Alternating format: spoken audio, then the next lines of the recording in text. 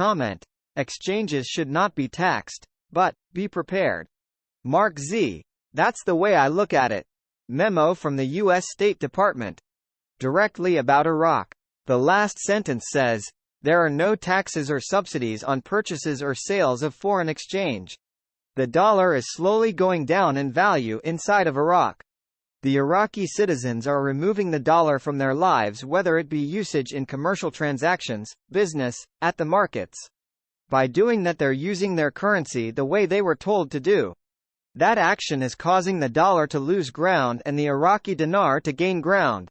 What I've always said is it makes more sense for Iraq to have a managed float, which is effectively a fixed exchange rate. 1-to-1 or 2-to-1, 3-to-1, 4-to-1, whatever they decide to do, it makes it easier the higher that exchange rate is to defend. Having a 0.3 years budget keeps it stable. Pricing stays stable. Anybody that says it's going to float from a relatively low range to a high range over time, they don't understand. Article quote: the exchange rate will be fixed, especially since it's been fixed in the federal budget law for 3 years, says Saleh. This is coming from the advisor. Don't talk about float. It just doesn't make sense to anybody. CBI Governor. International welcome to the Iraqi banking sector's commitment to compliance rules. Quote: for the first time, Iraq is witnessing the reorganization of the external transfer process through correspondent banks.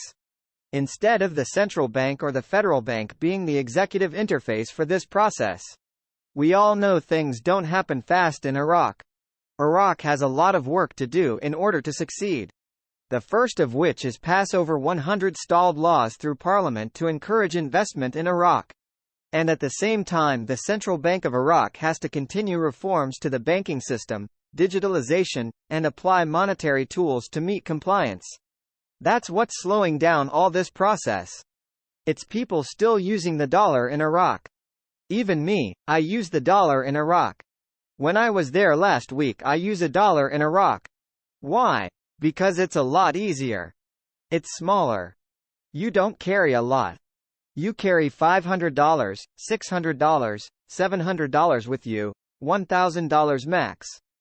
If I didn't have the dollar and if the dinar for me to carry, it would be a lot in my pockets. Pretty quiet from Iraq so far today. One of my sources believe the local elections had some effect on our timing and are finishing the ballot counting before they release rates. If he's accurate, the counting should be finished in the next day or so, possibly as early as today. I have one source in Iraq who believes they will release the rate in Iraq as soon as they finish seating these new electees. Possibly in a day or so, or as early as today. Remember, the goal is to become a cashless society. Just because they're doing away with the US dollar has nothing to do with them changing the Iraqi exchange rate. I did say EMO towards the end of the first quarter. The beginning of the second quarter, you might see a bump in the Iraqi dinar exchange rate only because of supply and demand.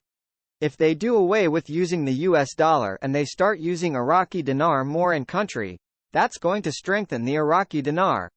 Plus, there's going to be a much larger demand for the Iraqi dinar because the dollar won't be around anymore for them to use. Television special is saying we are seeking monetary sovereignty over the dollar. Frank, can't get any more straightforward to the point than that, can we?